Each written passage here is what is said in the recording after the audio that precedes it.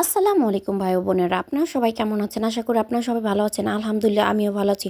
Norin family ব্লগারে জানাই স্বাগতম। এটা হলো ডায়াবেটিক্স বাজার, দেখার অনেক ইচ্ছে ছিল। সবাই এখানে হাঁটতে আসে, আর এখানে কিন্তু সকালবেলা মানুষ সকালবেলা হাঁটতে আসে। হাঁটতে এসে বিভিন্ন ধরনের শাকসবজি, মাছ, মাংস এখানে নাকি সবকিছুই পাওয়া যায়। আর আমি তো এখানে মেলার থেকে ঘুরে ফিরে কিন্তু বের হয়েছিলাম। আর বিভিন্ন ধরনের এখানেও খাবারের পাট আছে। এখানে কিন্তু এই কাজুগুলো ভাজতেছিল, আর আমি দাঁড়িয়ে দাঁড়িয়ে দেখছিলাম আর আপনাদেরকে একটু দেখানোর চেষ্টা করতেছিলাম। হয়তো বা সবসময় এই পেঁয়াজুর দোকানগুলি থাকে।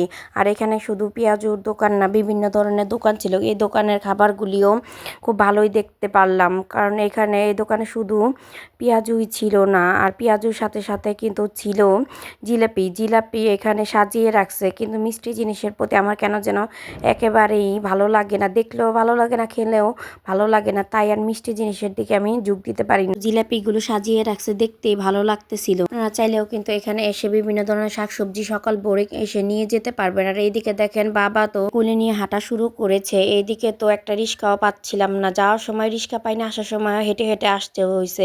বেশ অনেকখানি পথই কিন্তু আমাদের আজকে হাঁটতে হয়েছে। অনেক সময় এমন হয় পার্সোনাল প্লেনটাও কিন্তু ল্যান্ড করে না সব জায়গায়, তাই আর নিয়ে যেতে পারি নাই গা। যাওয়ার সময় মনে হয় কি এই প্লেনটাই আসলে অনেক প্রয়োজনীয়, কারণ যে কোনো জায়গা দিয়ে কিন্তু এই প্লেনটা যায়, যত ভাঙা রাস্তায় থাক কিংবা সরু রাস্তায় থাক, কিন্তু নিয়ে যাওয়া যায়। তাই আজকে খুব দেরি হয়েছিল, যেতেও দেরি হয়েছে, আসতেও কিন্তু দেরি হয়েছে। আর এখানে আস্তে আস্তেই কিন্তু মেয়েটার এখানে ক্ষুধা লেগে গেছে। কিন্তু ফুচকাওয়ালা মামা কিন্তু এখানে ফুচকা, চটপটি আর মেয়ের জন্য কিন্তু স্পেশাল করে বানাতে বলছিলাম, তো এখানে কিন্তু স্পেশাল করে বানাচ্ছে। এখানে 3 প্লেট নেওয়া হয়েছিল, তারপরে এখানে বানিয়ে দিবে আর পরিবেশন করে দিবে, আর আমরা খাবো। আর যেভাবে বলছিলাম ঠিক সেভাবেই কিন্তু 3 প্লেট এখানে থেকে বানিয়ে নিয়েছি। মাত্র এই দোকানটার মধ্যেই দেখলাম যে এখানে কোনো ভিড় ছিল না, খেতে আসছি তাই খুব ভালোভাবে এখানে খেতে পারছি, আর খুব মজা হয়েছিল, গরম গরম ছিল। তাই দোকানটার মধ্যে দেখতে পারলাম যে সবকিছু টাটকা দিচ্ছিল, আর আমাকে যে পরিবেশন করছে ওইখানে বুট ডাবলিটাও ছিল আজকের। তাই খুব ভালোভাবেই কিন্তু এখানে খেতে পারতেছিলাম, আর চোখের সামনে বানাচ্ছে আর আমি কিন্তু দেখছি।